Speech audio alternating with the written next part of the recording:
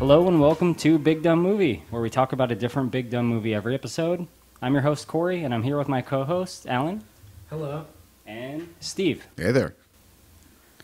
All right, so the Big Dumb movie we watched this time around for episode 1 is The Fast and the Furious. It's a very dumb movie. Yeah, it is the definition of a Big Dumb movie. I like to refer to it as the movie of the last millennium, 1999. Oh yeah, and this movie is super 1999. Like, this looks and feels like a 1999 movie.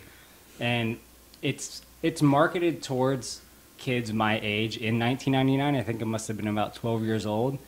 This is the perfect movie for a 12-year-old in 1999.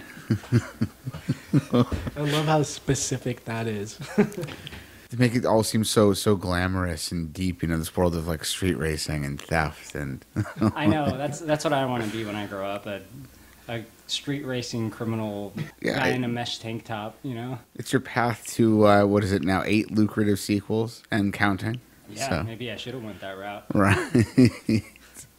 So, what is your guys' experience with this movie? I guess we could start with you, Alan. Like, do you remember seeing this movie as a kid? What's your history with it? I remember seeing it as a kid, but I was never that into it at the moment. I remember seeing it, and I thought it was cool, but it didn't really click with me. Because 1999, what was I, like 11? So you saw it in theaters at the time? No, I didn't see it in theater. I remember seeing it on TV. And again, I remember the movie and seeing it, but it just never clicked with me. At that moment, I was never like a super fan off the bat. It wasn't until the third one, and then watching the fourth and fifth one and the sequels, did I realize like how good the first one was. What about you, Steve?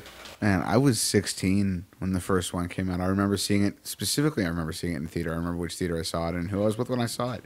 You remember way more than I do. Right. Okay.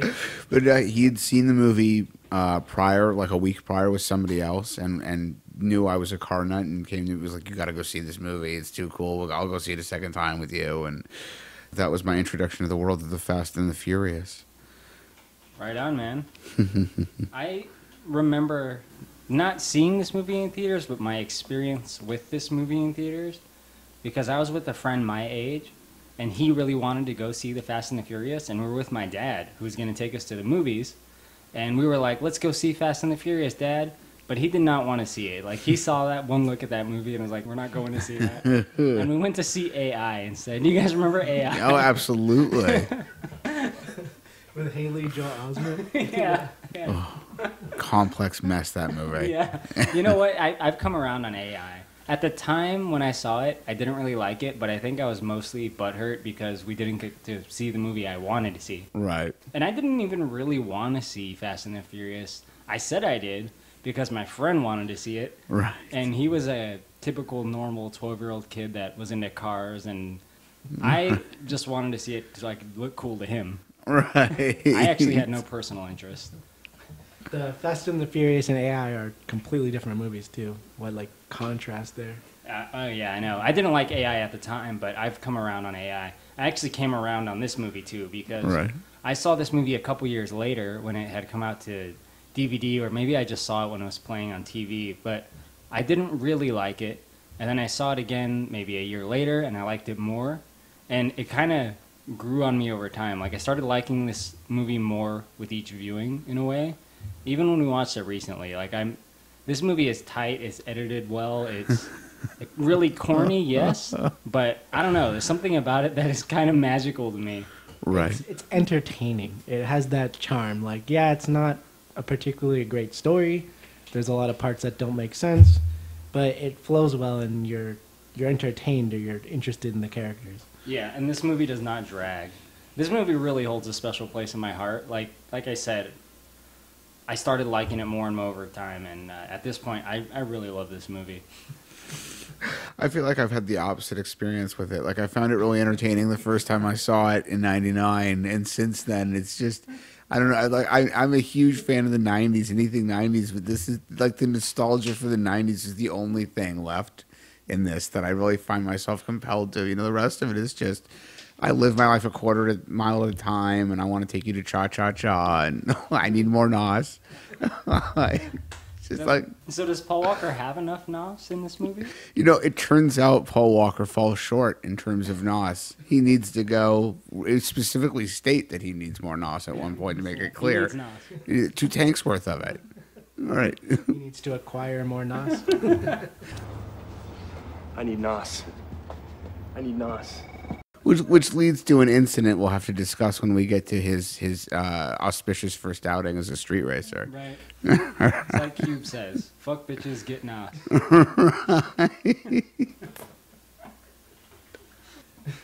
So do you guys want to get into how this movie goes from start to finish? Absolutely. Alrighty. Okay, so yeah, the movie starts with the opening scene when they show the truck driving on like the empty highway, and then shortly you see the formation of the 4, what are they, EJ? EJ Civics? Yeah. Were they the EJs? Those were the coupes or the sedans? Those were both, but the ones they were using in the movie, they were coupes. Yeah, they were using what, EJ coupes? Right, EJ coupes. Yeah, like so 93s, something like that. So they're all black and they're driving in that weird formation. And they all have the green neon underneath. Yeah, and then they come up on the truck. And you find out eventually they're basically hijacking the truck because they want the coveted TV, DVD, like electronics to sell. Right. Yeah. What are they? TV, DVD, VHS combos, right? Yeah. Or something like that. Precious DVD, VHS combos. Yeah, which at, $19.99 were probably actually worth a somewhat decent amount of money, especially if you get a whole truck of them. Who are they fencing them all, though, to? I mean, I think they state at one point in the movie that they've stolen $6 million worth of this. Like, how are you fencing $6 million worth of combo TV sets and DVD players? I just don't get who wants them on the street. Right. Kids hooked. I mean, even in 1999, like, what is it, a couple $100? If I could just imagine some cinephile scumbag in an alley with DVD players and discs in '99. It's the first. He's like, the first taste is free, kid. But what he's handing him is like a Truffaut film. Oh, I got the Star Wars holiday special. Oh God, no. Oh, Get out of there, kid. Even an Ewok adventure is better than that. I'll take Caravan of Courage any day. Right. Yeah, so there's a truck robbery at the beginning, the semi-truck. Yeah. And they rob the truck by surrounding the truck as it's driving with these cars. One of them comes out of like the sunroof and fires like a grappling hook cannon in through the windshield of the semi-truck and breaks through the windshield. And then they somehow shimmy onto the truck itself. They dart the truck driver, which causes him to pass out, and they, I guess, quickly move his body and take over the control of the truck. Am I getting that right? No, yeah, you never see the tranquilizer bit again the entire film. But this one heist, yeah, they've got a tranq gun with them somehow, and they knock the guy out. Which is a ridiculous maneuver because you don't want to knock out the guy that's driving the truck. Well, yeah, I mean, he's immediately just going to probably crash. The whole scene kind of begs the question, like, was there absolutely no scenario in which you could have stolen these things while this truck was parked somewhere? Like, there was no opportunity anywhere to do that. While they were driving like the highway. It pulls into a truck stop, the guy gets out to go to the bathroom, and they just hop in the truck and take it. Like, almost anything makes more sense than trying to rob it while it's going 60. Yeah, and you all have to follow it. You're making this, like, way more complicated. Like, synchronized swimming act. Well, that would have been a great opening scene. And I loved particularly the tranquilizer bit just because it's the cliche tranquilizer. You're supposed to expect that he gets hit with it and he slowly loses his momentum and he falls asleep. Like, that's how tranquilizers work. I don't even know how they work. No, they don't work like that. They're mostly used for, like, bears and animals, and you have to have the right amount. Yeah, it's like some huge dose of ketamine, and it turns out they fried the guy's brain for life. And oh God! Yeah, so they probably actually killed that guy when he got like 10 times the amount of sedative he was supposed to get. Like, they hit him with ketamine. Yeah, or whatever was in there. I think They shoot it at him, and he just gets out and goes to a rave. Oh, can somebody tell me where to find a glowing neon green thing? So I like to think that they actually killed that guy with the overdose of sedative and that tranquilizer. So the movie starts off with them killing a guy. What do they ultimately end up doing with him anyway? It's never really explained. Like, they've got the truck. What do they do with the driver? Like, It's kind of ominous, right? Yeah, I actually don't know. Right. Maybe they just put them in the warehouse with the DVD players. So then we get an intro to our main character, Paul Walker, who plays Brian O'Connor, who uses the fake name Brian Spillner. Brian Earl Spillner. Sounds like a serial killer. Yeah, I was just going to say that, which he later says sounds like a serial killer, which it kind of does. His intro consists of him in a race car. Someone give me the specs on the car. He's driving a really tuned up second-gen Mitsubishi Eclipse GST. All right. Yeah. As the listeners are going to learn through this episode, I know nothing about cars, so there's a lot of jargon in this movie that I just have no idea what they're saying. See a cool air intake, it's got a NOS fogger system and a T4 turbo Dominic. You see an AIC controller, it has direct port nitrous injection. Yeah, and a standalone fuel management system. Not a bad way to spend $10,000. Steve by far knows the most. I know, I like to think somewhat about cars, but Steve is the car guy here. So Paul Walker's driving this car. It's a ridiculous Eclipse. He's in what, the Dodger Stadium parking lot? Yeah, Dodger Stadium parking lot in Chavez Ravine, doing loops. Somehow, security doesn't notice this. Like nobody seems to care. There's a dude in a lime green Eclipse in Dodger Stadium parking lot doing loops like 100 miles an hour and burnouts. In the middle of the day. In the middle of the day. No one else around. Right. Well, being a guy that doesn't know about cars, I really had no idea what's happening because he's just stopped. Then he starts driving in a straight line really fast. I know he's going fast because it's showing, his gauge. And then all of a sudden he just spins out and he's like, shit. And I'm thinking to myself, do I have to know about cars to know what happened? What just happened here? It's only even really loosely implied to someone who knows about cars. I think it's just like he's testing his Eclipse somehow, but it's not really explained, like, why does he spin out? Is he trying to test for quarter-mile runs, and how does he know he went a quarter mile? Because he doesn't appear to be using any kind of measuring device. I would say it's definitely not even your fault there, because that is confusing to someone who might not know a lot about cars, because like you said, he drives fast and then just spins out and says shit or whatever. But from what I got from that, it's pretty much implied that he's testing the car, he's testing the acceleration, but it doesn't make any sense why he would just randomly spin out at a certain speed. Because then later, shortly after that, he mentions it topped out at 140, which brings the question is, how did he get to 140 in the parking lot? It does seem really difficult to imagine being able to achieve 140 in Dodger Stadium's parking lot. There's not a lot of room, but hey. So next scene, he's at a sandwich shop called Toretto's, right? What is his meal of choice? Oh, the tuna sandwich with the crust cut off. Yes, he orders it specifically with no crust. What kind of self-respecting grown man orders a sandwich and tells the person he's ordering it from no crust? Especially since it's supposed to be like a flirt thing. Like, clearly he's only doing it to have a reason to talk to Mia. Right, Mia's the girl that works at the sandwich shop, and she's super hot. Right. Yes. Yes. Confirmed. As he's eating his sandwich, the crew shows up, right? The crew. So there's a lot of shots like this in the movie. It's a bunch of cars pulling up with some cool late 90s music playing, and they all get out of the car with, really cool camera work to tell us that these are the cool guys in the movie. Yeah, it does the thing where it pans from the bottom up. I particularly liked when they showed the shot of Letty, because it panned from the bottom up when she steps out of the car. And she's wearing these really ridiculous, like, flame boots. Oh, absolutely. I think they're big Doc Martens. Yeah. It's a very 99. Yeah, very 90s, like, big Doc Marten boots with flames. And they have, like, metal on the end, and she says, "I go look how badass she is." Like Corey mentioned, like, these are the cool guys. Right. They just start spitting car jargon immediately. Like, as they're getting out of their car, they're like, they pop open the hood, they're like, "I told you should have relayed the damn spectrometer tubes." Talk to me, Jesse. This ain't working, brother. It's your fuel map. It's got a nasty hole. That's why you're unloading in third. I told you we'd start. That lengthen the injected pulse. Another millisecond, just tune the NOS timer, you'll run 9s.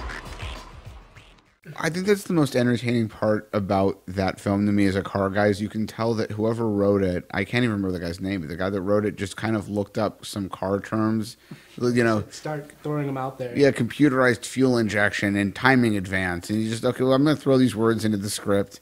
We'll have Jesse say them, and he'll sound like he's the super genius. I told you that's why you got a fuel hole in your, or you got a hole in the fuel mat. You just got to tune the pulse injectors a little more and give it a little fuel. Or, yeah, like just random shit that vaguely like makes sense. Again, this would be perfect for 12-year-old me, just looking up at them, like having no idea what they're saying, thinking, "Oh, they're so cool."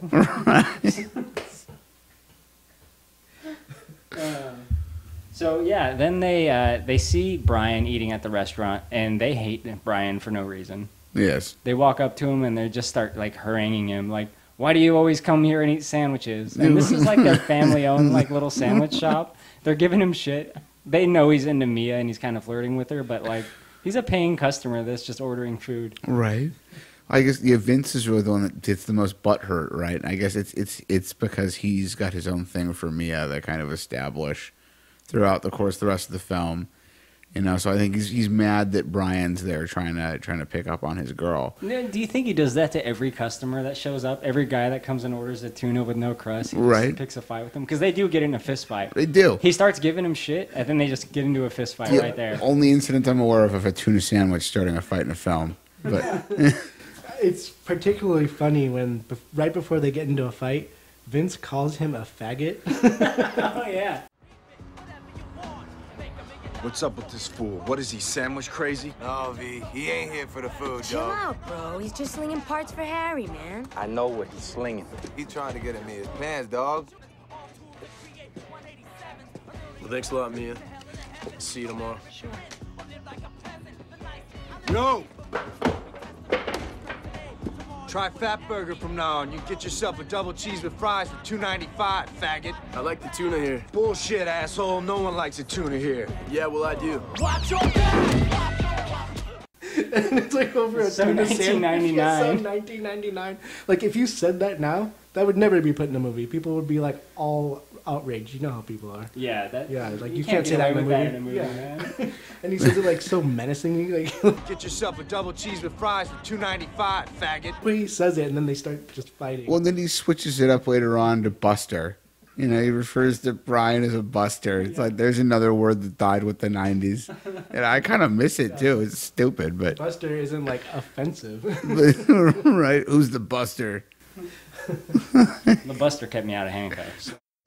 Yo, Dom! Why'd you bring the Buster here? Cause the Buster kept me out of handcuffs. He didn't just run back to the fort. The Buster brought me back.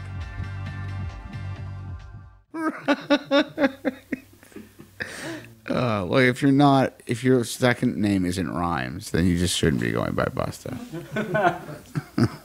So we see Brian. He works at like a local auto parts store. The Racer's Edge? Yes. And this is where we find out what he needs. He needs something in this movie, and it's Nos. I need Nos. I need Nos. We've established through the parking lot scene that there's a requirement for additional Nos. Right, so they're setting something up that, again, me watching this, having no idea what they're talking about, I'm like, what's Nos? Is it this, like, super car part that makes you go super fast? And apparently it is, which we'll get into Nos a little bit later during the race. The race comes shortly after this, right? Because he says he needs Nos, and then it transitions over to night. And we see this big race set up, a big illegal street race with like 200 people there. Right. Yeah. Alan, do you want to describe this whole situation? Yeah, when he goes to the street race, and like you said, there's a large amount of people, probably 200, who knows, just a large amount. And it's funny how they show the different groups. You got the black guys, and then they cut to the black guys. You got the Hispanic guys, which were with Hector, which we later find out his name is Hector. And then you got Johnny Tran and his Asian guys, and they do the cuts to like the different groups. Yeah, I know. At this big race, people like hang out by their race. And, oh my, I just put that together. It's a very segregated race. Yes. Like, well, races in car race. The racial race, because yeah, you're right. All the races hang out together, with the exception of Dom's crew, which is pretty mixed, but you know. But I think they're supposed to be like the white guys. They're all pretty much white. I don't know. Is Vin Diesel white? No, I mean not. He's like half black. Yeah, I think that is correct. I have no idea. But yeah, you're right. It's very broken up that way. So they're having this big meetup to prepare a race where the streets are completely closed off somehow. They show one part that to indicate how everything's blocked off. Like a pizza guy tries to drive through it, and one of the races is just like, "Go home, pizza boy, road's closed." I guess you're just supposed to say, okay, they blocked off all ways to get into this particular street.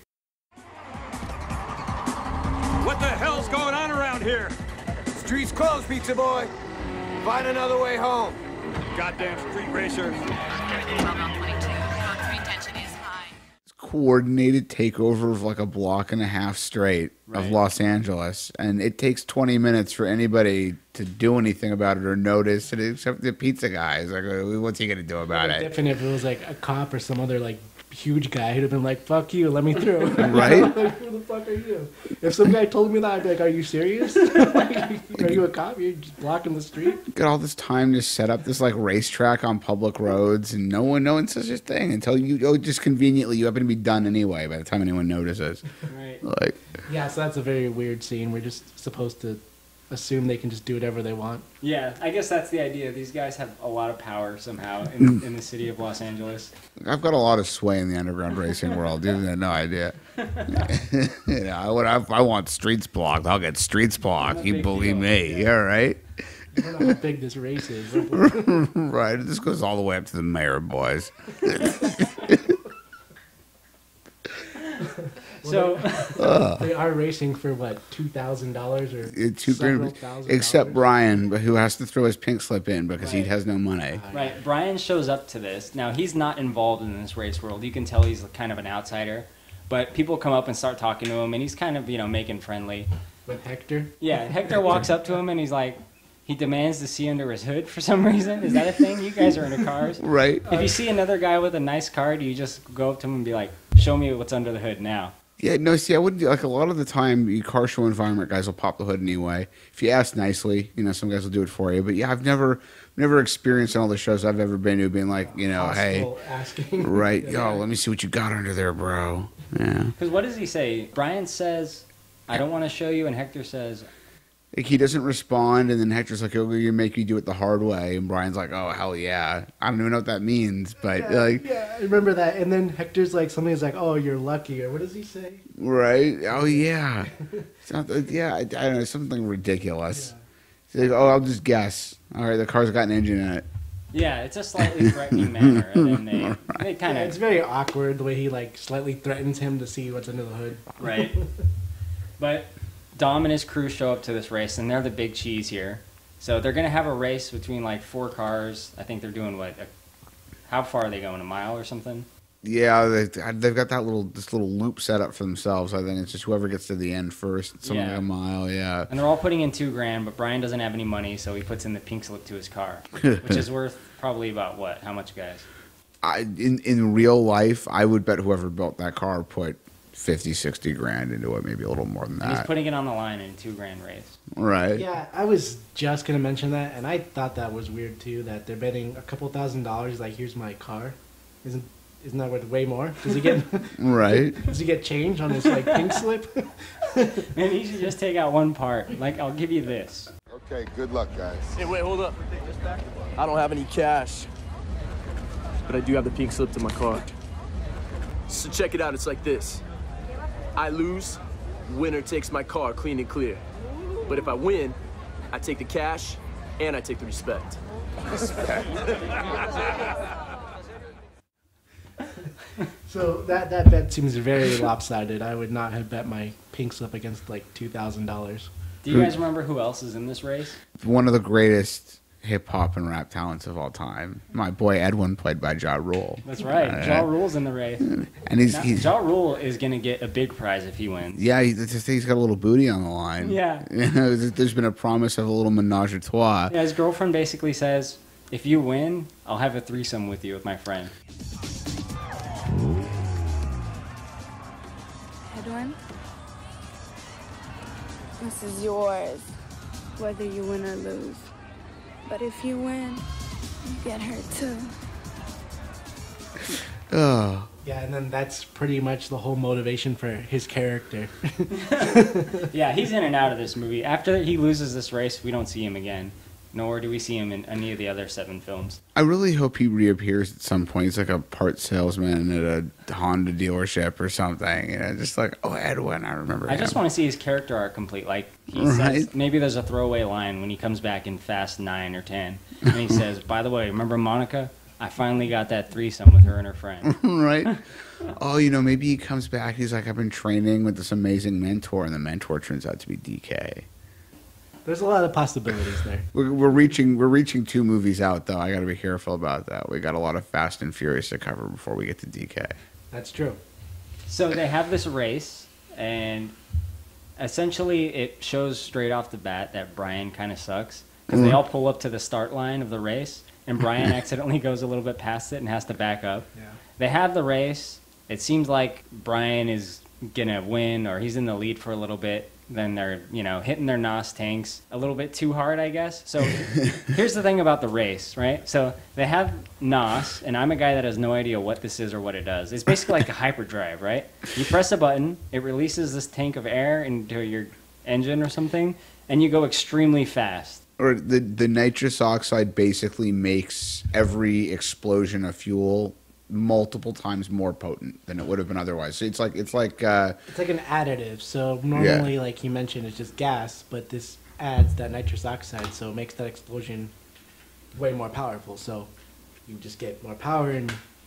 Yeah. So is this an accurate depiction of what it does when you press the NOS button on a car? No, God. Not at all. It's like going into warp speed. It's like a Star Wars effect. It's like Millennium Falcon effect, you know? Oh, yeah. When they press the button, they get slammed back against their chair. And they're going twice as fast as they were before. You just go from like 80 to 160 in a second and a half. Yeah, no, that's what really happens if you've ever floored your car. You know that RPMs go up pretty fast. Yeah. Is that they just go up faster, so you definitely gain a boost of speed, but you're not like doubling your speed immediately. Okay. You just get like more power, so your speed will go up faster, but you're not doubling your speed. The movie's ridiculous.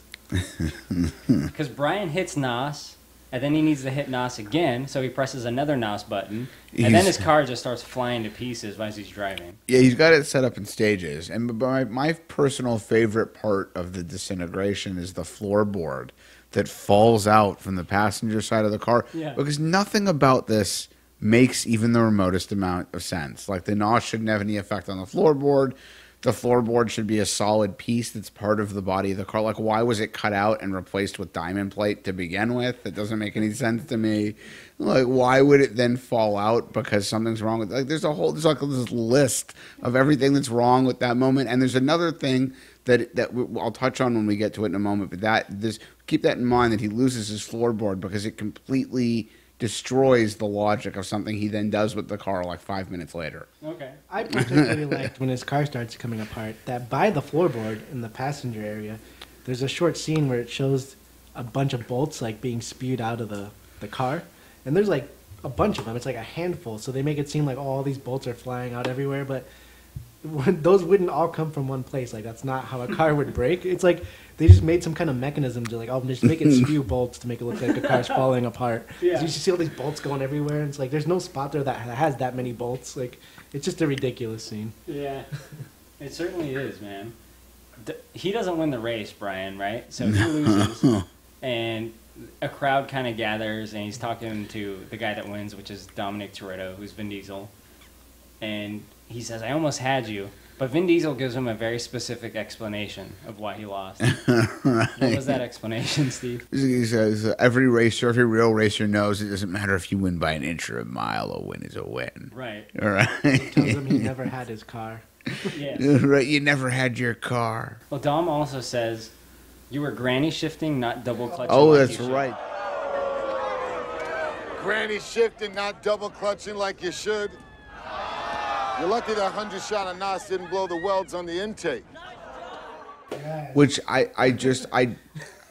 if somebody out there knows why and can inform me, I would love to know. Double clutching is something people used to do with unsynchronized transmissions. That's a whole thing. I don't bother explaining, but like, it doesn't really. I don't know why you'd be doing it. You don't need to do that now. That's ridiculous. Right. They have like Nissan, the 370 and the 350 have like synchro. Right. There's a bunch of mechanism. That's such a ridiculous. I mean, even the cheapest car in the world's got little synchros. I don't know why why he would think that double clutching was a necessary component for this race. Sounds like he's like a hardcore racer. Like, oh, you're not double clutching. I should. Just granny shifting. Oh, you mean like everyone? I mean, I don't know what's the implication here.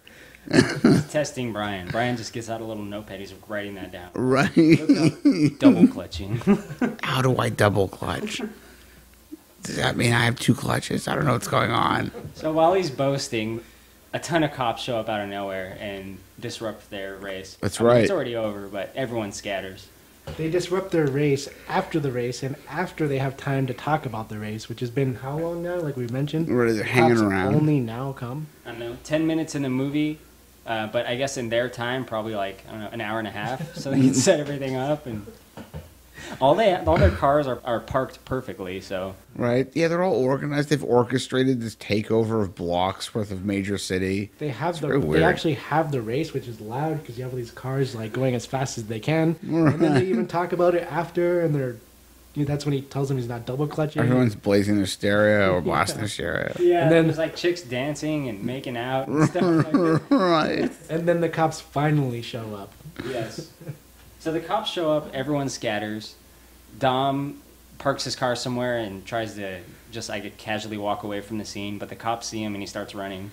That's where Brian shows up. And the cops know him. Like, the squad car drives past him and then stops and then does a huge, 180-degree burnout. And the cop inside has the microphone. He's like, oh, Toretto, stop right there. Yeah, he knows his last name is Toretto. Like, how do you know this guy so well? He's read the script. But then this leads back to, the floorboard thing, because he leaves his car in this warehouse. He then tries to run from the cops. He gets picked up by Brian. He gets in the passenger seat of Brian's car. Brian has lost his passenger side floorboard. Where the hell is Vin Diesel putting his feet? Is Flintstone style, man. Right, exactly. He's pedaling this thing. The car's working after it was destroyed. Right. Flintstoning it. He's doing all this drifting around corners and so I'm supposed to believe that he's sitting there with his legs tucked up so that he doesn't get his feet removed while all this is going on. Because he has no floorboard. Nothing there. I don't know. That's a weird one. Yes. But you're right. Oh. So Brian picks him up. They start driving out of there, and they have a little conversation where they talk about Brian's history. But as they're driving, they get accosted by Johnny Tran's gang, which are all on motorcycles. This is our first introduction. No, they should have went the race before. I don't know if he was, but maybe some of his crew was. This is one of the first times you see Johnny Tran. Yeah. They're basically a bunch of complete psychopaths that carry around Uzis on their motorcycles. Right. So Johnny Tran and them, they make Brian and Dom pull over, and they start giving him a hard time for being in their turf, I guess. Yeah. They've somehow decided that Dom is in their space and shouldn't be. He's on their territory and shouldn't be. Yeah. But it's never really made clear what business he would be doing on their territory that they're concerned about. It's almost just like, this is my corner of the playground. You're not allowed over here. Yeah, how dare you drive your car through the street? Right? Are you using public roadways? It's the one way to get home, man. Right? It's no, this is where my car warehouse is. You got to stay out of here, man. You got to pay the toll. Right? Johnny Tran. Being told by your sibling, you stay out of my room and you get caught, and they're like, you owe me half your allowance next week now. Little bastard. Told you to stay out of here. So Johnny Tran, they clearly set him up as the bad guy in the movie. He's an asshole, and he tells them basically to stay off my turf. And he has with him his cousin Lance, who is a guy that doesn't say much but looks pretty intimidating, but wears snakeskin pants. Right. I mean, there's an old expression: speak softly and carry a big stick. Yeah. You'd be intimidating, and the snakeskin pants are Lance's big stick. That's just it's not the machine gun. No, look, when you see a guy with both, when you see a dude who is genuinely, seriously, in seriousness, he's wearing snakeskin pants and he's carrying an Uzi. No, I leave. I walk on the other side of the street. Right. Yeah, absolutely. I'm immediately this is a psychopath. This is the kind of person who makes someone drink motor oil. How did your life get to that? Your life is at a point where you have snakeskin pants and you have an Uzi. I've only seen it a few times, but anytime I have seen it, I always just want to walk up to the person and be like, "Why? I'm hardly the king of fashion, but snakeskin pants? Is that really what you wanted to go outside Let's talk about this. Come on our podcast. To play devil's advocate here, this was 1999. Still weird, but I think it was more acceptable back then. Right. Well, I mean, Still look. weird, though. Yeah, absolutely. This was an era where like 1 in 3 people had to have a leather jacket. Yeah. It's a necessary component, right? I haven't even gotten into the mesh tank top. Oh, Vince, the king of the mesh tank top. Yeah, and leather wristbands. So, I mean, as weird as they are, maybe in the context of the movie and time, I guess it wasn't that weird, but it still Vince is. dresses like he makes his money in the sex industry. Yeah, that's weird. So, yeah, they encounter Johnny and his cousin Lance, and you think that they're going to let him go after a warning, but they shoot up their car. So they just like are spraying machine gun bullets at the car, and it blows up because of the NOS, right? Yeah. And that's Brian's car, which he bet on the race and owes to Dom, but now it's been destroyed. Yeah. Yep. Absolutely. So that's a plot point. Yeah, because he still owes him a car. He owes him a very specific kind of car. A 10-second car. Right. Which, again, is a thing that I had no idea what that meant. As a non-car guy watching this movie, I'm like, a 10-second car? That's a weird way to, like... It's not like a $10,000 car or a $20,000 car. It's a 10-second car. Steve, what does that mean? A 10-second car is a car that can complete the quarter mile in 10 seconds. And that's considered pretty quick for a street legal automobile. Is that still pretty quick with today's technology of 2018? Yes. Yeah, I would say for a street legal car, outside of the realm of real expensive exotics, that would still be a pretty quick quarter mile time for a stock vehicle. I would say that would be pretty much anything else on the street, unless, like he said, like super exotics. Like you could pretty much beat 9 out of 10 people with that. I would think so, yeah. Like just on the streets or regular. Right on. So they go next to Dom's house, right? So Brian and Dom, they lose their car, they take a cab back to Dom's house, and Dom is kind of making friendly with Brian because Brian saved his butt from the cops. Right? So they walk into Dom's house, and pretty much all of Dom's friends are already there having a party. And this party is just like that street race. It's insane. There's just like Limp Bizkit playing and people playing guitar. Zach Wilde Gibson. Yeah, he has a, yeah, I love he that has a guitar. Zach Wilde Les Paul. I love that guitar too. Yeah. Zach Mild. This is just a complete rager. Like as a 12-year-old, if I had saw this, I would have thought, man, I can't wait to grow up and go to parties like this. To play that guitar, the women around, and Yeah. everyone's just drinking and doing whatever they want. And produced really, I mean, right at the absolute tail end of the era where you could still play anything by Limp Bizkit and Seriousness. Yeah. It was in fact cool. Right. So the party's just out of control. Typical party. Everybody's doing everything. Yeah, but not a lot happens there. It's just kind of there so Brian can kind of get in with the group, right? Which is what he's trying to do. And basically in the next scene after the party, we find out why, which is because he's actually an undercover cop. He gets pulled over by some cops, and you're watching this thinking, what the hell's going on? Is he going to jail for something? Do they know that he was involved in that race? But then they take him back to the police house or whatever, and he's actually a cop. Yeah, you find out they fake arrested him because I think he even mentions you never know who's watching. So Yeah. you want to make it seem like Yeah. if anyone sees anything, oh, he just got arrested. Yeah, and apparently his police chief is Buffalo Bill from Silence of the Lambs. It's the same actor. Once you see it, you can never unsee it, man. Oh. I mean, I always forget his real name. Even when he was on Monk, it's just like, oh, it's Buffalo Bill. Yeah. All right. That was a good reference, Monk. That USA Network Yeah. series. I've seen it. I've seen it already. Oh, yeah, I'm aware of that. Yeah. All right, next we have Brian hanging around Dom's garage. It kind of shows that he's going to make good on his promise to deliver Dom a car that he owes him. Since the car that he bet got destroyed, they're going to fix up a car together. And this is Brian getting in good with them. It's explained in the scene before when you find out he's a cop that he's actually there trying to get involved in the underground race community. Right. So that scene in the very beginning where it has the trucks getting robbed, basically they know it's some kind of street racer, but they don't know exactly who. And that's why they sent Brian in to investigate. And what happens after that? I'm trying to remember. Well, after that, I think they have a barbecue, and that's where Vince is wearing a mesh tank top. Basically, it's showing that Brian's hanging out with them more. He's working on cars. He's going to barbecues, drinking Coronas with them. There's a lot of like barbecues, Corona drinking, and shots of cars pulling up in this movie. Right. I have to backtrack for 1 minute, specifically because you mentioned Corona. And that is a key point in this movie and the future movies. Yeah, that maintains. Yeah.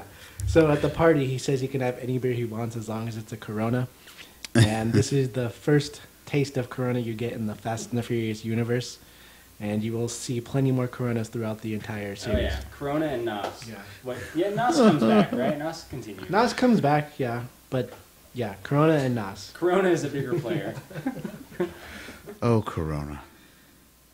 So, yeah, he's at the barbecue. They're drinking Corona. You can see Vince is getting more upset. Vince hates Brian because he's making friends with them, and Vince doesn't like that. Yeah. Vince is of the opinion that Brian is a buster.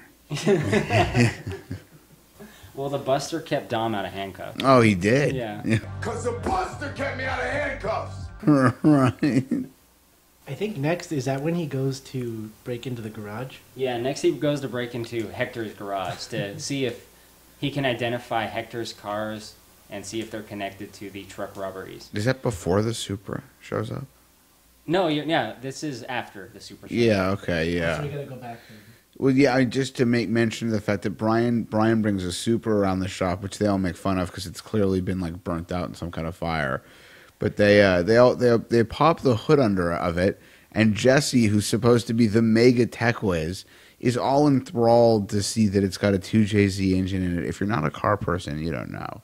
Every Supra from that generation that Toyota produced had a 2J engine in it. No faith. Oh, I have faith in you, but this isn't a junkyard. This is a garage. Hey, pop the hood. Pop the hood? Pop the hood.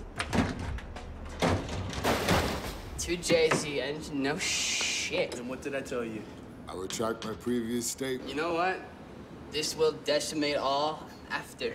You put about 15 grand in it or more if we have to. Overnight parts from Japan. He's so excited. He's like, oh, 2JZ, no shit, or something like that. Like, why? Aren't you the guru? Yeah. Aren't you like... In another scene, Brian's like, "Oh my God, you should be going to MIT." So, like, why are you so surprised about a car that came with the stock engine? Did you right? It's like popping the hood of a Corvette and going, "Oh my God, a V8, no shit." Well, they still may have to overnight parts from Japan. Oh, because yeah, that's easy and inexpensive. Yeah. Next, Brian goes to investigate Hector's garages to see if the cars that he's driving are connected to the truck robberies, like we mentioned before. Which he finds out they're not based on the tires, because earlier they mentioned they were driving Yokohamas. It's some knockoff. It's not a real company, but it's meant to sound like Yokohamas. It's like, oh, you know what? And then in the scene when he's in Hector's, he uses his flashlight, and you can see the brand of the tires, and it's not the same brand that they mentioned earlier. Yeah.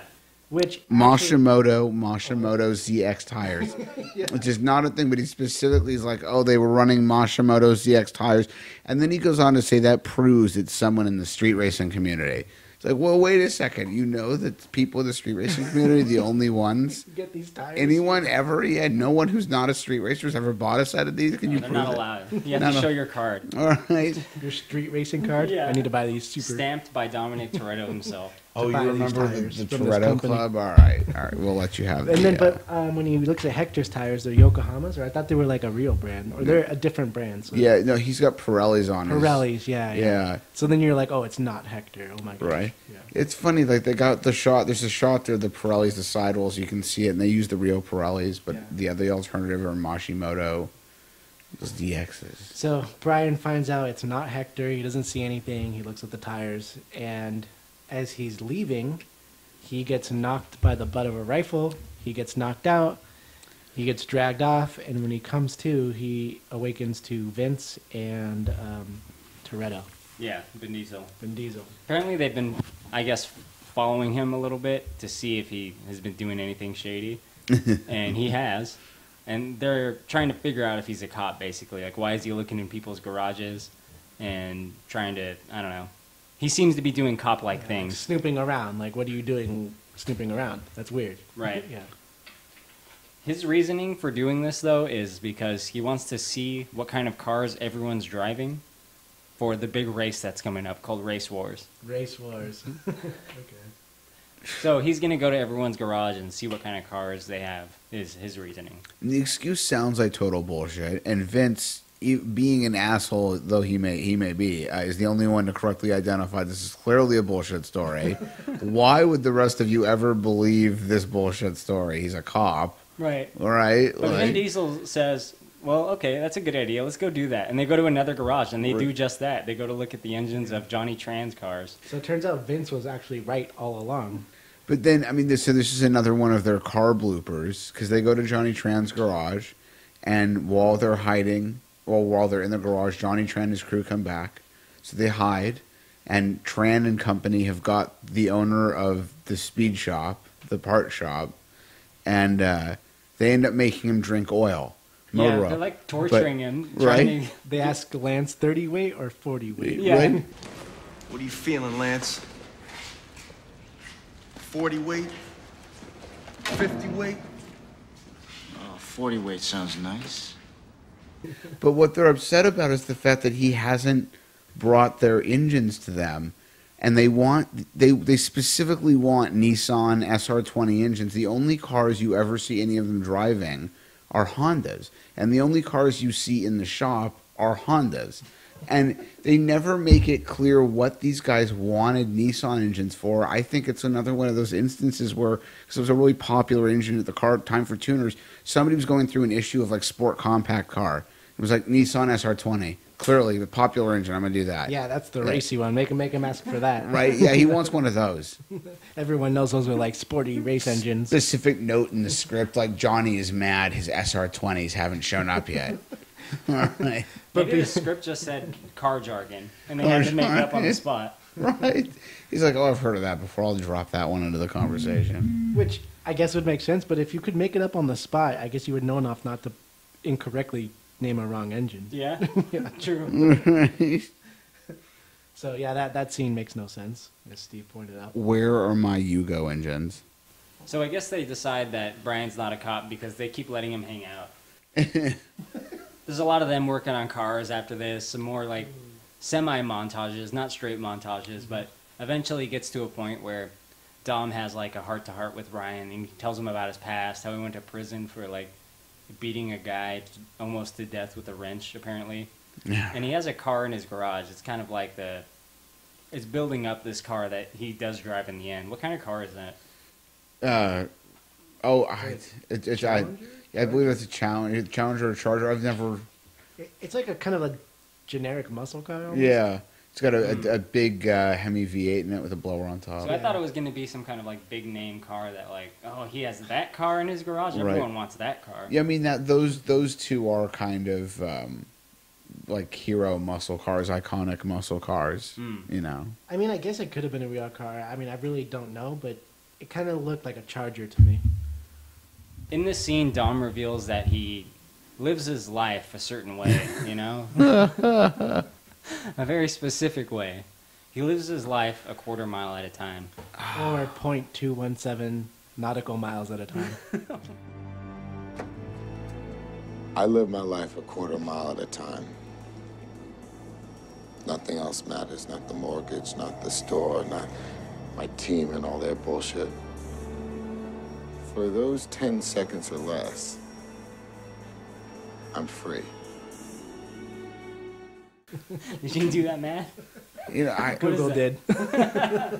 But you know, for those 10 seconds or less, he's free. Right. Yeah. What is that in kilometers, Steve? It's something ridiculous. It's less than a hole. It's 0.4 or so. Yeah, Live whatever. my life 0.467. It doesn't sound as good, goddammit. Right? Yeah, you tell people, you know, I went to the drag strip and raced a few kilometers. Like, So yes, he lives his life a quarter mile at a time. Yep. So in addition to cool cars, hot chicks, this movie has really deep wisdom. Yeah, that's deep. In the meantime, Brian goes on a date with Dom's sister, Mia, and they end up becoming a thing, which actually maintains through the franchise, surprisingly. And then later, the FBI raid Johnny Tran's place. Right? So this happens because, again, Brian's a cop, and when they were checking out his garage, they saw like a ton of DVD players in there, so they think that he must be stealing those from the trucks. Yeah, so there's a whole scene where they show Brian suiting up too. So Brian even goes in, but he has a mask, which I thought was kind of ridiculous. Not, I guess, a huge point, but if he's undercover, why is he going in on like the assault? Right. He's supposed to be undercover. Yeah, he covers his face a bit, but why yeah, risk that's still it? weird. Yeah, why risk it? But the best part about that scene is when they raid Johnny Tran's house, and the whole family's having dinner, and Johnny Tran stands up when the SWAT guys break open his door. And he's pointing at him and making this huge scene, like, Yeah, go he's, away, like, how dare you? How dare you to these, like, heavily armed, like, men with machine guns. He doesn't have that natural instinct to panic. Right. Or, like, get down or listen to their commands. He just defiantly stands up to these guys with machine guns, like, get out of my house, like, as if they would listen to him. Right, they grab him, and his dad walks up calmly and just slaps him across the face. The typical Asian, you've dishonored our family. Yeah. You know, how Johnny dare Tran is one of those self-proclaimed experts who tells people in conversation things like, well, you know, if you tell the cops to leave your house, they have to. Yeah. And I'm an expert. One of those things that never works out in real life. Right? Yeah, exactly. Because you read it on Facebook somewhere. Oh, yeah, turns out they don't, and you just get arrested. Right. Which is what happened to Johnny Tran. So Johnny Tran is dishonored by his family. He's arrested. It's just like this chaotic scene. Yeah. He's disrespected in front of his whole family. SWAT came into my house, disrespected my whole family because somebody knocked me out. I don't know why it's never occurred to me until like the last few minutes that The Fast and the Furious is almost exactly the same movie as Point Break. Keanu Reeves goes undercover. He's an FBI agent. He has to learn to surf to go undercover, and he goes undercover with the surfers. He misidentifies another group of surfers as the bad guys, even though the ones he's with are the bad guys. So they raid the wrong house. They end up raiding the wrong people's home, and it turns into a big snafu. Oh my God. And he gets told that he's got to fix it and get the right guys, and then it turns out the guys he was with are the right guys. And in the end, he allows Patrick Swayze's character to go out in the ocean instead of being arrested. Like, The Fast and the Furious is a ripoff. This has never occurred to me. Point That's Break. amazing. No, he's absolutely right. I think everyone else in the world probably already knows this, but Right. I had never put that together. Catherine Bigelow should have shat all over this movie. Oh my God, man. I might need a few seconds, man. Right. Take that in. Yeah. Oh man, I need to go home and rethink my life. All right, so Johnny Tran gets disrespected in front of his family. Disrespected my whole family. But it turns out he actually is not the guy robbing trucks. He's not orchestrating that because he gets arrested and the cops tell Brian, it wasn't him. You told us to go arrest him and he wasn't our guy. They said they had like minor weapon charges and like parking tickets. Yeah. Yeah. So he's actually clean as far as truck robberies are concerned. I mean, he rides around on a motorcycle carrying an Uzi, but But he's not robbing trucks. yeah. Yeah, the Lance cat. should go to prison just for looking as insane as he is, man. Right? And the captain's like, oh, we can't get him on anything except speeding tickets and some minor weapons charges. Like, wait, you telling me that's a minor weapons charge? Military-grade weapons they Right. just casually carry around. All the time? And Yeah, they've they, shot Like, things fired up? in public. They're in Yeah. California. I know our gun laws. Right? They like that. They blew up a car you guys bought for one of your agents? Like, this is just a minor gun charge. They're already out. They Just got slap done. on the wrist, right? Yeah. For the next 48 hours, they're going to be doing hard time. Right? They're going to be doing so much community service for that Yeah. 45 minutes. Yeah. They're going to have at least a year of probation after all this is said and done. Right? So they're not interested in people riding around firing automatic weapons. They want to know who's robbing trucks. Right? Yeah, why is that the bigger priority? That's This really was actually a during the good great point. DVD player shortage of Right. 1999. That's the thing. You guys managed to round up a crew of like hardcore criminals who ride around with AK-47s, blowing up cars and doing all kinds of crazy shit, and your priority is still on the guys that are stealing DVD players from a truck. Yeah. I don't really... Yeah, like shouldn't public safety come first? Right? It seems like you got the worst of the two already, really. Like, be happy. Like he broke up this Asian gang who's been like terrorizing people. Making a man drink motor oil. Right, yeah. These guys beat the shit out of a dude, make him drink motor oil. Is he supposed to be a sympathetic character now? It's like, oh, poor Johnny Tran. He got blamed for something. He got disrespected. Yeah, his family was his entire family. Disrespected my whole family. Right, and then he acts like a complete bitch about it at Race Wars. Yeah. Acts like he's gonna cry. But Brian's boss cracks down on him at this point for getting the wrong guy. And they basically give him a 36-hour timetable from here on out to find the right guy, which I always had trouble understanding the time frame of this movie. So he's an undercover cop. They want him to go infiltrate and become friends with the head of the underground racing scene, which is Dom Toretto. But what kind of timetable do they give him? Like a week? Like, you got to get in really tight with these guys. You got a week, become their best friend, get in there, go to a few barbecues, find out who's robbing trucks. Well, that's pretty much what Brian says, or that's the vibe you get from Brian. He's like, I got to get in, I got to get to know him. I just met these guys. Yeah. Like, but it's his boss. Oh, the agent. Yeah, I can't remember the actor's name. He's just giving him a hard time, and I don't think they ever specify like what the time period is, but you're meant to, I guess, assume that it's just been going on long enough. It's like any other job. If you do something for a long time and nothing gets done, they're like, hey, you got 36 more hours. You know, they're tired of waiting. Yeah, but he's only been given a few days so far, man. Well, that's what Brian's saying. You can tell Brian's like, no, I need more time, and he says that. You're right, absolutely. So they then go to Race Wars. No, before they go to Race Wars, they actually have a race. So there's only a couple races in this movie, surprisingly. Right. When people think Fast and the Furious, they probably think it's a movie all about racing, but it's really about heists. Oh, yeah. And this is the movie that kicked that off. They're not all about heists, but this one is, and I think 5 through 8 are. Anyway, so they have a race on the PCH with a guy in a Ferrari. Yes. All right. He asks him how much. What's the retail on one of those? What's the retail on one of those? Is it more than you could afford, buddy? Pal. Pal. Nice car. What's the retail on one of those? More than you can afford, pal. Ferrari. Yeah. I'm not your buddy, pal. He's a total like douchey guy in sunglasses with a. Who has a Ferrari because he's rich. Yeah, with the but he's blonde. like not like a real racer. He's just a rich asshole with a Ferrari. Yeah, Ooh, he's with some Ferrari. hot chick. Right. And they're at a stoplight and they race, and Vin Diesel gives them some instructions. What does he say? Just smoke him. Smoke. Which they proceed to do. Yeah. Right. Yeah, this guy just gets owned. No nos. Right. Yeah, he's completely devoid of nos. Yeah, he You know. needs more. He gets owned by the 2 Jay-Z Supra. That's his. Right. That's his Dodger Stadium moment. You know, 5 minutes after that race, he showed up somewhere and was like, "I need more nos." Yep. Okay, so yeah, before Race Wars, he beats the Ferrari. They then end up going to Neptune's Net, which is actually a really good place if you've never been. It's right on PCH, and that's a real place, and they filmed that there. Yeah. Yeah. This episode is sponsored by Neptune's Net. Pay me Go there Neptune's now. Net. Something. So, great place, but they go to Neptune's Net, and then Brian is agitated about something. As they're having lunch or they're eating, Dominic asks him what he's upset about.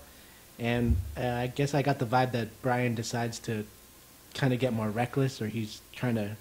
Yeah, he just says, Yeah, I know you guys are making a bunch of money. How are you making money? I want to get in on throwing it. it out there. He can't wait anymore. You know, he's tired of like making friends. He just straight up asks him. Yeah, He's really like, took a risk there. But Yeah. Dom says, go to Race Wars. If you do well, maybe we'll talk. So he doesn't confirm or deny anything.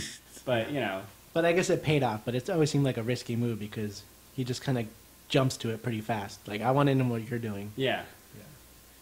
So they get to Race Wars, which is this big, just desert area where a ton of people are drag racing. And it's just like everything else in this movie. Limp Bizkit's playing, girls are making out, tons of hot chicks. There's like bonfires. Guys in mesh tank tops drinking Corona. Like, it's, Trailers, cars, underglow. It's like a giant rave. Yeah. And there's a shot where they pan out and it says it's like a military base that I guess is abandoned, but no one seems to care they're on there. Yeah, I wonder if this is. I've never actually known for sure. There's a. What is that place called? I think it's Slab City. It's a place out in the desert in California. It used to be a military base back in the 50s. The government abandoned, and now they call it the last free place in California. something like that. It's basically a community of squatters, and they just do whatever they want. I've heard about that. Right? Which sounds fucking awful, by the way. Right. It is definitely an interesting community. Yeah, it's like something out of Mad Max. Right. Yeah, that's terrible. It is a slightly post-apocalyptic lifestyle. I prefer to think of it more like Fallout, but Mad Max is a good one. I like that. Yeah. So they have race wars, and a big thing happens as far as the plot's concerned at race wars. So Jesse, who's one of Dominic's crew, he's kind of like the tech smart guy. He loses a race to Johnny Tran. Jesse loses a race in his MK3 Jetta. Yeah. You said Frankie Muniz bought, and you saw it. Yeah, Frankie Muniz bought that vehicle after they were done shooting with it, and I saw him driving it around in Sherman Oaks a couple of times. I don't know if he still has it now. He had an Eclipse at the time as well. Hey, Malcolm. Malcolm. I mean, the worst part is I do feel bad saying it, but like apparently he's got like crazy memory loss issues and does not remember really being on Malcolm in the Middle. So I wonder if he has any memory of owning Jesse's Jetta.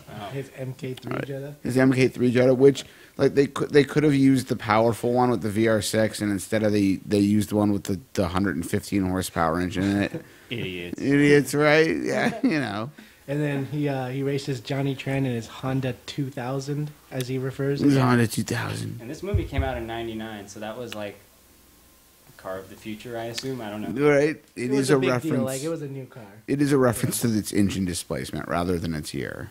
But it did come out. Yeah, absolutely, it is. 99. I'm bad, man. Right. No, but that car did come out like 99. That was like the first Came year out it was like out. 99, yeah. So it was a big deal at the time because it was like a two-door.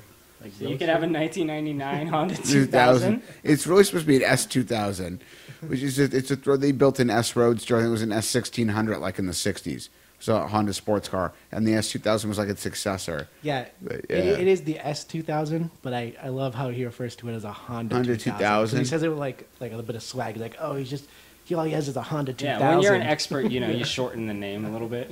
My H2K. Yeah. We don't have time for full names around here. Adding that S is like an extra three-quarters of a second. A noob would walk around and be like, I'm going to drive my automobile. Right. Well, a normal person would be like, I'm going to drive my Honda S2000. It's just weird how he shortened it, Honda 2000. So Jesse decides to race Johnny Tran in his Honda 2000, and Brian warns him repeatedly not to. What's up? Hey, what's up, Jesse? What do you have in your hand? Throwing down the pink slip, just like you. The pink slip to what, the Jetta? Yeah, You can't bet your dad's car. it's all right. I ain't losing. This fool's running a Honda 2000. I'll win. That way, me and my dad can roll together when he gets out of prison. It's all good. Jesse, don't do it. I bet you he's got more than 100 grand under the hood of that car. Uh-huh. Right. And Brian specifically mentions, I love this part, that he's probably got 100K under there. Or he says more than 100K. Under his hood, you mean? Under his hood. Which, even at the time, if you built that motor, you're looking at what, tens of thousands, 30,000? Well, I assumed he tops? meant like he was storing his diamonds under the hood of the car. Like, Right. Which you'd almost have to be to spend $100,000 on the engine. I thought he like had velvet sacks of diamonds duct tape under the hood. that.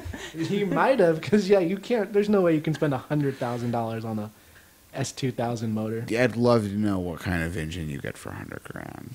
I mean, if it didn't come out of like a Ferrari or something to begin with, Like, So, yeah, you could spend a lot of money, but it's ridiculous. He tells him 100,000. Yeah, it's like a sentient engine that you get in that scenario, I think. Right. And he warns him not to race him, but Jesse doesn't listen to him, and Jesse's like, I got this, I got this. And Jesse bets the pink slip to his car, like Brian did earlier in the movie, and he loses.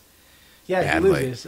They start the race, and there's a funny part when he hits the NOS. Jesse hits his NOS first, and then you see Johnny Tran say, "Too soon, Junior." Too soon, Junior. Yeah, that's one thing I do distinctly remember watching this as a young man, thinking, okay, when you do the NOS, you got to do it right at the end. Yeah. Is that a correct assessment? Yeah, I mean, I guess that'd be one way to do it. I think a lot of you can't speak for all of them, but a lot of the guys that use nitrous for drag racing, they've got it on a. Basically, you flip a switch that turns the bottle on, turns the feed on from the bottle, and it just stays on until you're done with the race, and you flip the switch again. Oh. But those are like Yeah. hardcore drag cars. Right. Yeah. Um, It's also extremely illegal in the state of California to drive around on public roads with the tanks in the car. You're allowed to have the plumbing there and the switches there, but if you're on a public road with full tanks, it is actually very, very illegal. Due to the danger of explosion. Yeah, if you get hit by a tractor trailer or something. Boom. Boom, yeah, cargo boom. Big explosion, fire. Right. Which we see earlier, actually, yeah. So Jesse loses his S2000, and you see Jesse drive off into the distance as in he's not coming back. Yeah, he panics and flees, basically. That's how he handles that situation. He says, fuck, I lost. Didn't expect that to happen. I'm out of here. And he leaves the race. I find it surprising that I lost a race everyone warned me I'd probably lose against a guy who's better at this than I am in a faster car. Right. Completely unexpected. How could that have happened? Yeah. Right. I don't know what to do. That should be like a meme, like my credit card debt, and then me just booking it out of there. Right. Oh, you're a Jesse. Yeah. You know. You're going to claim you didn't realize this was going to happen. Everyone knows running away from your problems makes them better. Yeah. Right. So he handles that like a true professional and gets the fuck out of there. Right. Johnny Tran isn't happy about that. He confronts Dom and says, what the fuck happened to my car? Where is your friend? And Dom's response is, oh, he's going to get it washed for you. Like a real smart ass. He's just like, fuck you. That's where it is. He tells him to fetch his car, and Dominic tells him to watch where he's at. He's not on his turf anymore. Yeah. You better watch how you talk to people. How about I just kick your ass and we call it a day?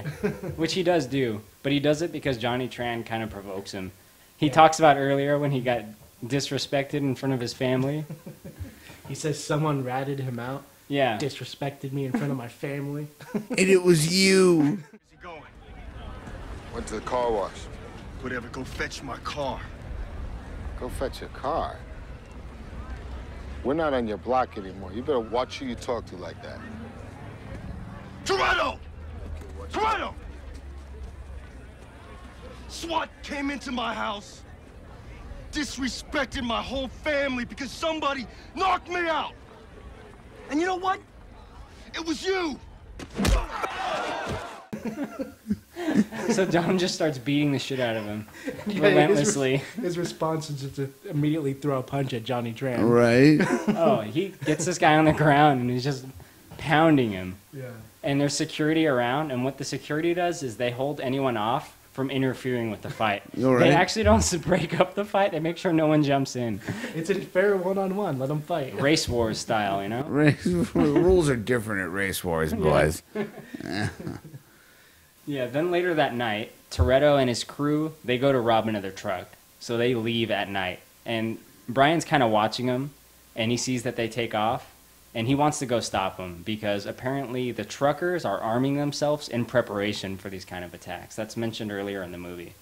So they go to rob some more trucks, and Brian wants to stop them so that I guess they don't get hurt because, you know, he's been making friends with them and stuff throughout the movie.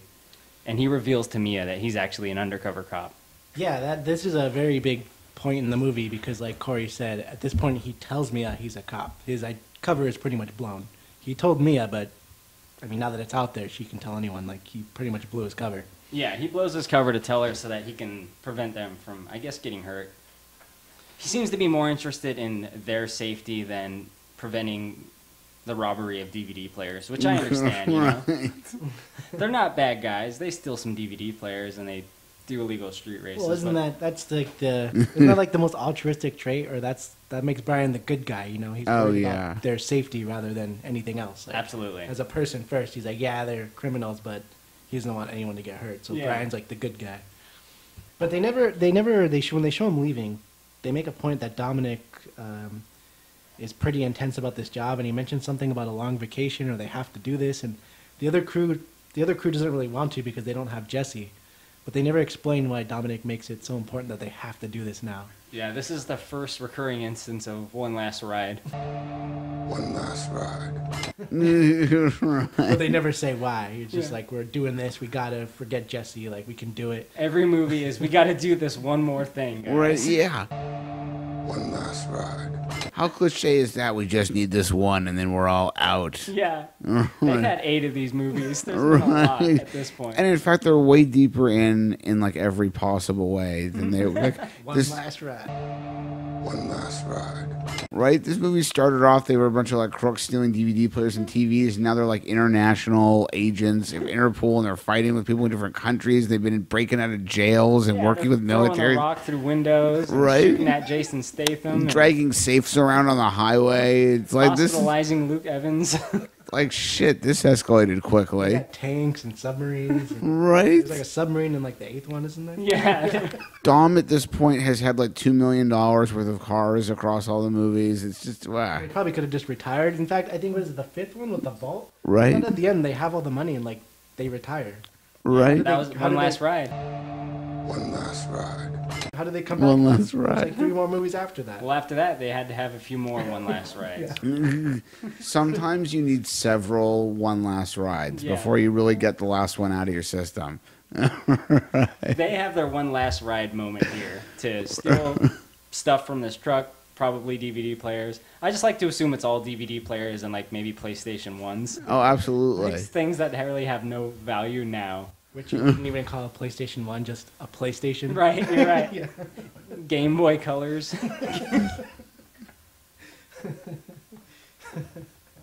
So, and then, okay, so they go out to do the one last ride. This is like the final mission. We have to do this. They don't have Jesse because Jesse's gone. Who knows where the fuck Jesse went. And they go to pick up their Honda Civics, but they're parked by like a water tank. And they're covered, but it's weird that no one would say anything. Like, they just have their cars, like, stored randomly at this area. This random water tank in the middle of the desert. They're just parked next to it with a tarp over it. Right off a highway? Yeah. Like, do you own this water tank?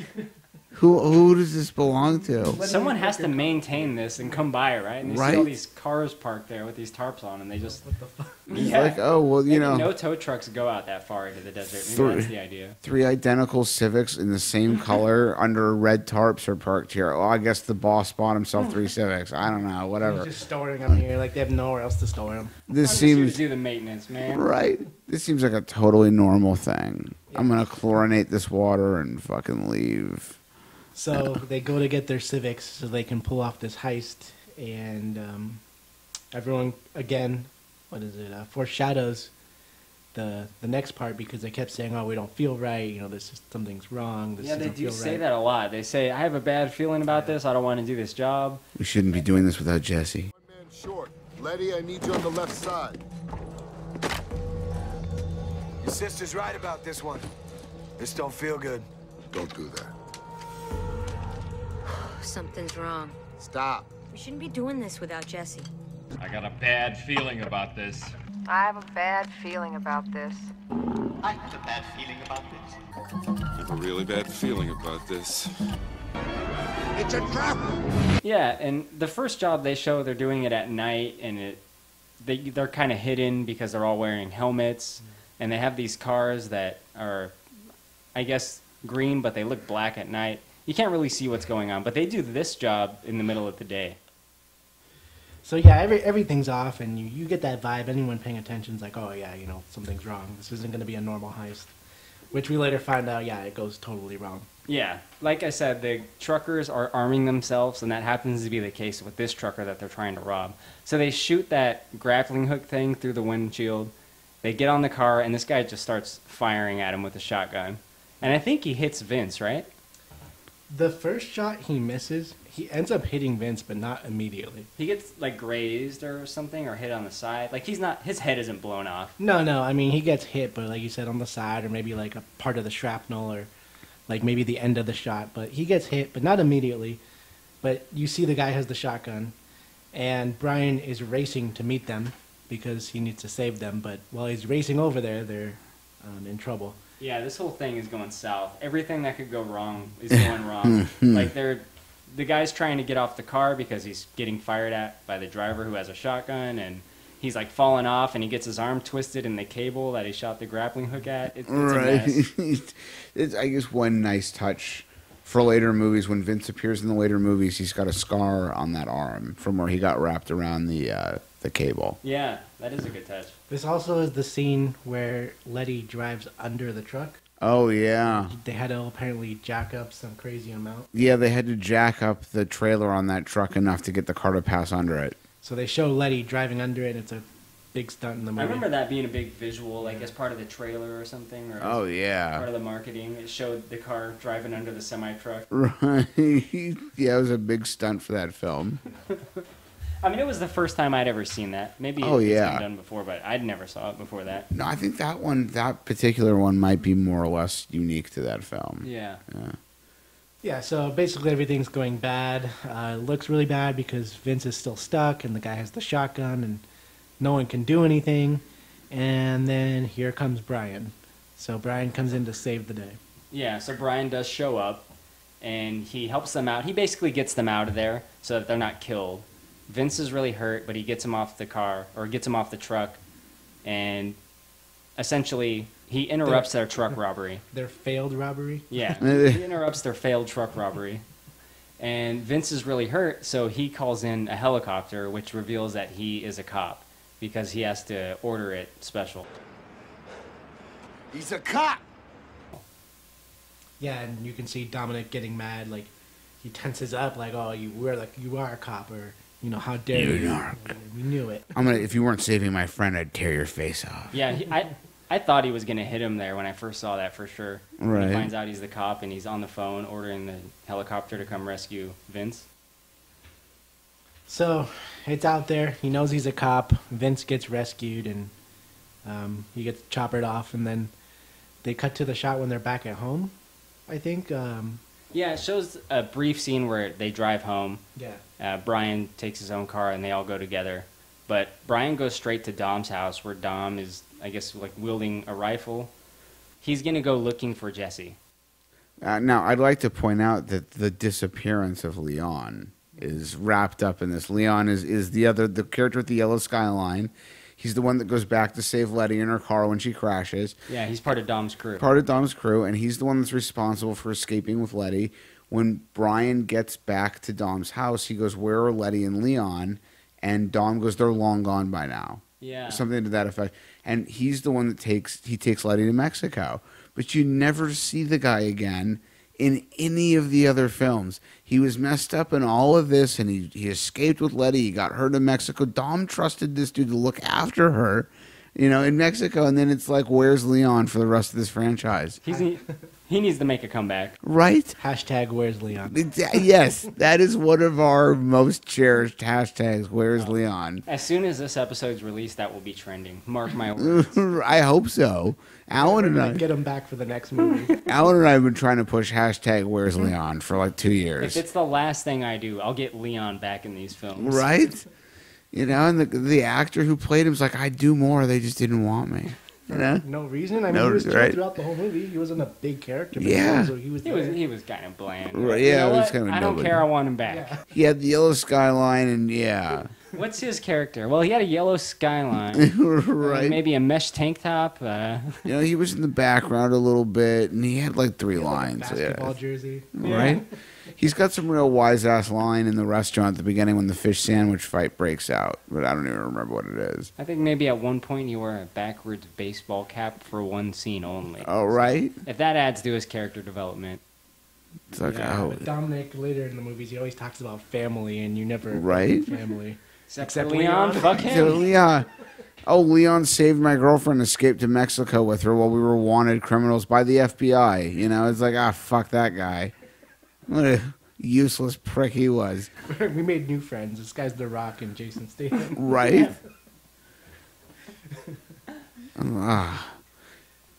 So, they get back to the house, and Dominic's going to go look for Jesse. And Brian essentially holds him up, like, stop, it's over. There's a big, confrontation. Yeah, he says, stop. It's time to put an end to all this. Let's make this right. But as they're talking about that, the Johnny Tran gang shows up on their motorcycles and just starts firing away. Actually, no. Before that, Jesse shows up. And he says, sorry I ran away. I was really scared. I didn't know what to do. He's all frantic. He's, crying, having a breakdown. Dominic, I am so sorry. I don't know what I'm doing, Dom. I'm so scared right now. I don't know what's going on. Jess! What were you thinking, man?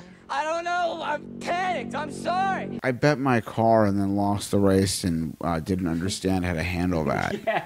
You know. Yeah, you could have just given him your car. Yeah, I mean, what you would have wanted to do there is just give him the car. It would have sucked, but this is kind of the terms you agreed to, man. Right? Which I always thought was weird too, because they're like a group of criminals. Like, they obviously have money. Like, yeah, it would have sucked. Like, no one wants to lose their car, but Yeah. And it's the car he built with his dad. like, you could just make another one or save his money. Like, they're making Yeah, money. it wouldn't be like me losing a car where like my life would be completely devastated. He's like hanging out with his gang. Like, dude, just steal more DVD players. Yeah, or sell some of the DVD players you got. Right.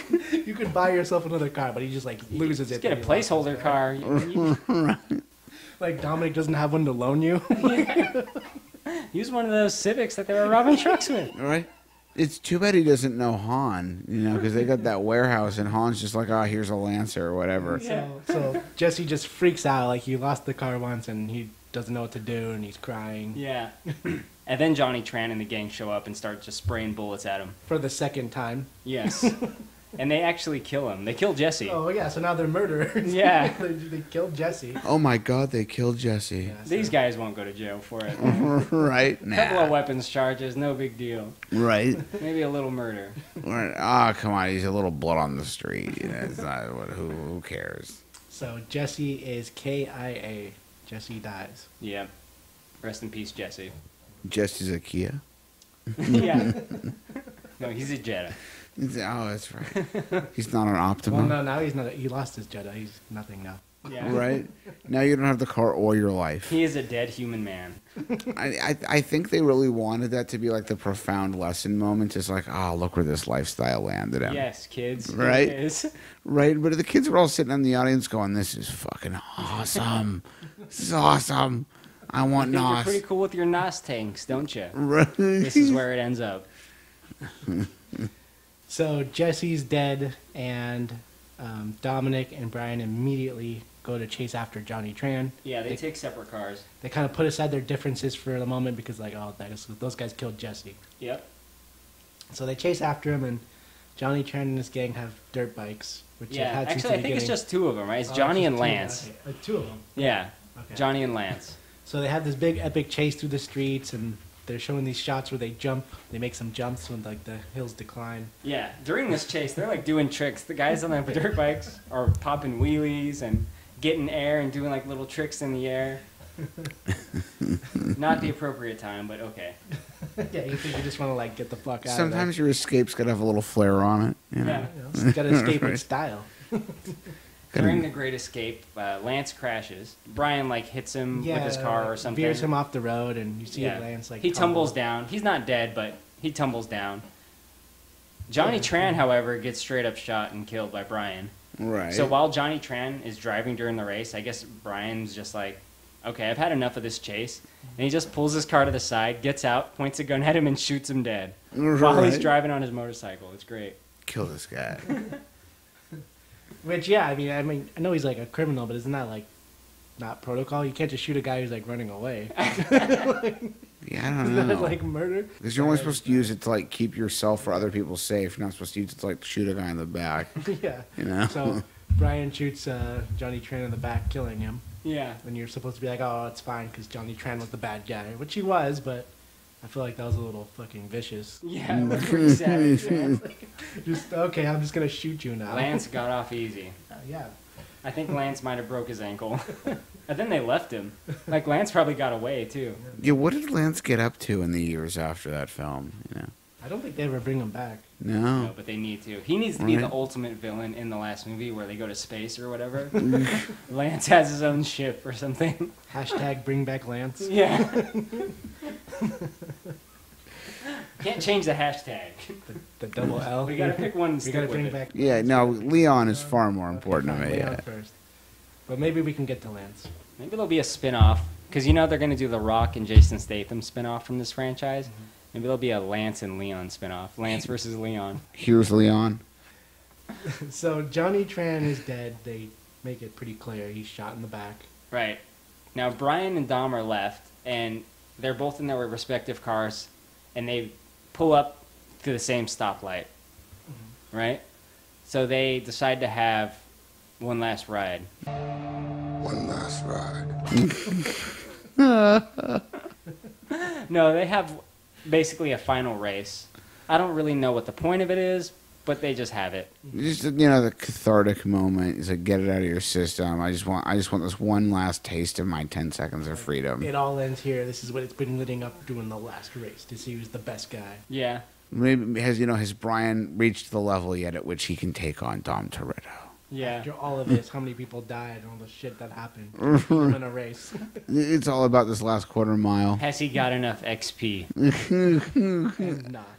Oh shit, man! I don't know. He's looking a little low on mana. You know, gotta be really careful in these situations. Yeah. You guys have any potions to up his power level? You know, It's the final battle. Throw everything you have. Use all your potions. That end chase actually bugged me particularly because of the weird effect towards the end when they're racing. They're going at it. They show a really weird slow motion effect where everything kind of blurs. Yeah. And it just looks really weird. Like, why? Like, it's not. I don't know what they're going for. It's very awkward to me. The whole way it's like. I know what you're talking about. Those weird slow-mo shots that are kind of like these dream-like, wavy states that they put in during that race, but it doesn't seem appropriate for what's going on. It's like this high-intensity, big final race. it's like the calm before the storm, because then Dom wrecks his car. You know, and he's got this moment, and like I think it kind of harks back to what he's talking about, living his life a quarter mile at a time. It's like everything slows down for him. I get it, but I'm not saying it's good. I know. You know, but when you put it like that actually does make somewhat sense. Yeah, this is a thinking man right here. Right. Sometimes you got to get intellectual in instances where you're dealing with something that is not at all intellectual. They could have just. I didn't give it that much credit, so they could have just slowed the scene or done it some other way. They made it like a weird, dreamy, wave-like.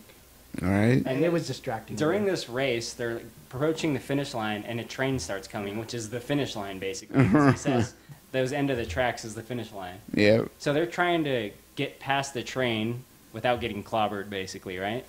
And they're neck and neck, and the big climax is they're neck and neck. The train's right there. Are they going to make it?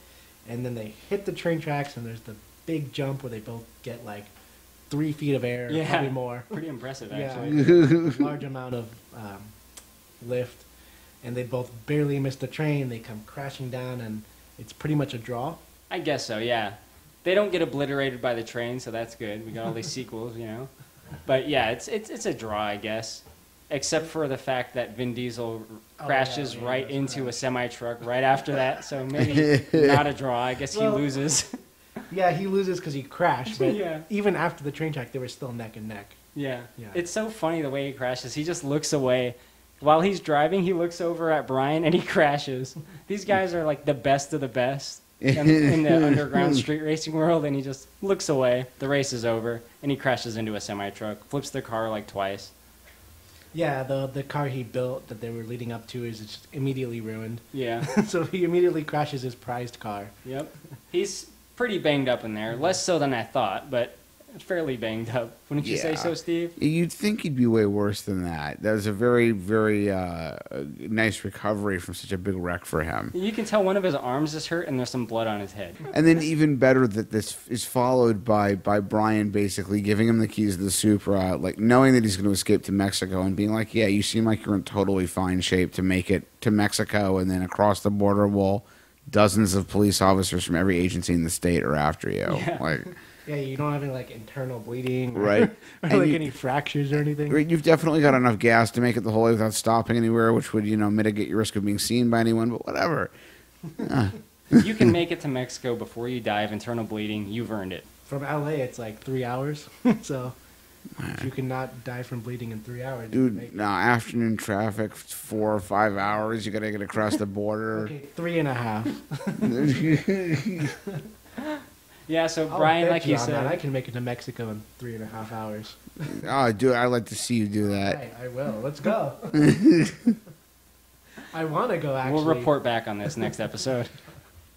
So Brian gives him the keys to his car, like you said, and basically says, I know I'm a cop, but I'm supposed to arrest you, but I'm going to let you go. He doesn't say that directly, but that's what handing him the keys symbolizes, right? Yeah, absolutely.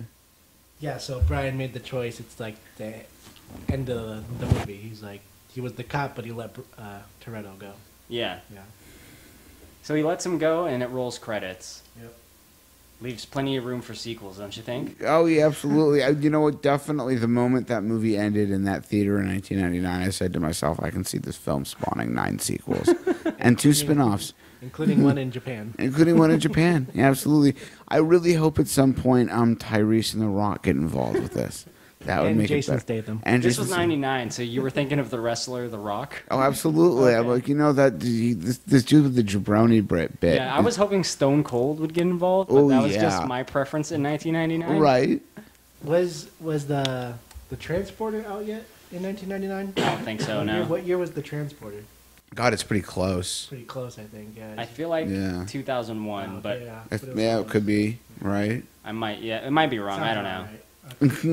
So yeah, the movie's over, and that's the movie. But the franchise continues. They continued to both be fast and furious for additional films. Yeah. It never slows down. They never get like kind of fast and a little upset. No. You know? Like They maintain high velocity NOS. Right. Oh, they continue to require additional NOS. Yeah. With no end in sight. No end in sight. I need more NOS. So this movie, man, looking back on it after all these sequels that have been made, it's kind of trippy. The movies are so different now than what it started out as. This movie was kind of like a simple heist / cop, maybe / street racing movie. I never like to call this one a street racing movie because it's really like a backdrop. It's not exactly what it's about, but it's, a present theme. However, the current movies are just like these crazy 80s style huge action movies where they're just doing these ridiculous stunts. This is the closest thing we have to the action movies of the 80s, I think. The current Fast and the Furious movies. Right. When I think of our current day big action movies, it's the Fast and the Furious movies. Oh man, I don't know. I'd love to have like Schwarzenegger 80s stuff like Commando and Red Heat. There's just like 90 minutes of him just shooting people at random until one final bloody bath at the end of the film. Which was it? 8? Which one was the one where he drives the car between buildings? That was Furious 7. Great. One day we'll be driving cars between buildings. So let's go through this. Steve, what do you think of this movie? What's your rating? Tell me what you think. This movie is completely ridiculous. Really only of value for its nostalgia, and is stupid, and really about every way it could be. On a scale of 1 to 10. I'm gonna give it a 4.5. You know what? I'm gonna bump it to a 5 because I like thinking about 1999. But that's really the most I can do. What do you think, Alan? I was actually gonna say a solid 5 too, just because what Steve said. It's a ridiculous movie. A lot of it doesn't make sense, but there are some great scenes, and it spawned great lines like cha-cha-cha. I need more sandwich scene. I need more NOS, and Vin Diesel's classic. So a ridiculous movie, but that's why we love it. So I'll give it a solid 5. A solid 5 out of 5 from Alan. 5 out of 10. 5 out of 5. Perfect movie. It's everything I wanted. Me personally, I love this movie. It's amazing in every way. It's just so beautiful. I know it's super corny, and it's super 1999, but that just adds to the charm so much for me. Oh, for sure. This movie doesn't drag ever, despite having a lot of barbecues and shots of cars pulling into driveways. It is paced really well. It gets to the point. And even now with the current Fast and the Furious movies and how much different they are, I still appreciate this one for what it is. Oh man, if only I could have saw it that day when I was 12 instead of AI. But I'm going to give this movie, let's see, what rating scale do I want to go with today? I'll go with the 10-point rating system like you guys. I'm going to give it a 7.9 out of 10. Wow. I love this movie. It's amazing. That's some deep love. I mean, that's not that far off from 5. I mean, I get it. I get it. It's a good amount off, man.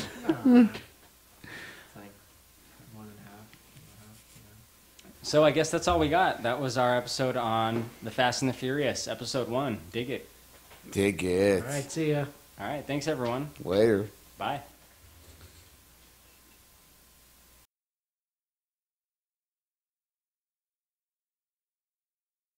One last ride.